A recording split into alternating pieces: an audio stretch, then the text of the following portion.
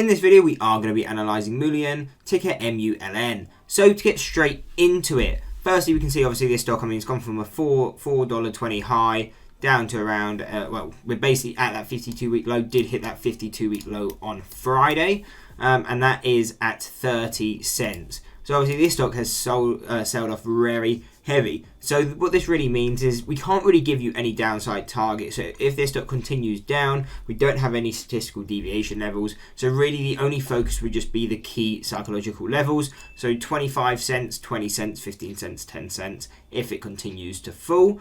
But really the key focus will be when can we start pushing into more of an uptrend on this, so then we can get some upwards targets. And so really as of right now, the key focus will actually be the statistical mean at 35 cents.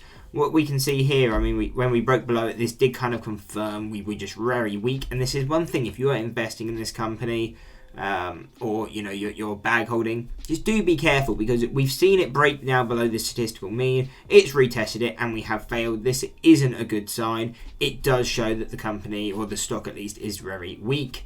Now, I know there's something about them getting a massive plant and all this kind of things. Do note when you're seeing this news, it's priced in. So don't be saying, okay, they're getting it on Friday, the stock's going to go up. No, the news is what makes the stock move. Once it's actually announced or confirmed, really, it doesn't tend to move off that. Or if anything, it tends to sell off after that news because it's already priced in. So seeing that news shouldn't be an incentive now to buy it because it's already priced in. But really, the key focus is this 36 cent mark. If we can break over it, come back to retest it as a support, and we hold it, then this could be an indication that now the down move, at least for the time being, has finished, and we could expect a bit of upside potential. Now again, the only problem is our closest statistical resistance is at $1.14 and $1.75, very far from that 35 cent area. So what would we be looking at? Really key, just either psychological levels or just prominent areas of resistance.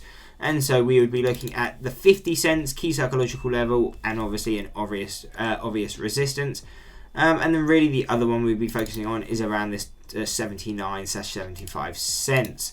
But if we break that, then we can just start paying only attention to the statistical level. So 114, 175, $2 breaking through there would be a 270, 350, 485, and then final levels taking us to $8 and 11.20. Now obviously a lot of these levels are very far off. The likelihood of us seeing $8 probably isn't all that much. Maybe even the $4 may seem quite unlikely. So when you're looking at these levels, don't be paying attention to the highest level there is. Instead, just pay attention to the closest one. For example, right now 36, that's the only level we're interested in. If we can break it, come back to test it as a support, and it holds, then your focus goes to that next level. Because if we hold it, it more likely indicates we're going to that next resistance. And in this case, that would be 50 cents. And again, if we break that, then you want that retest. If we hold it, then your focus will be on that next level, and in this case that is 80 cents. So don't use these levels thinking it's going to go to $11. Just use them as if we break a level, hold it, then expect to push to that next level. Anyway, I hope you enjoyed the video. If you did, why not drop a like and subscribe, and check out one of these two analysis videos.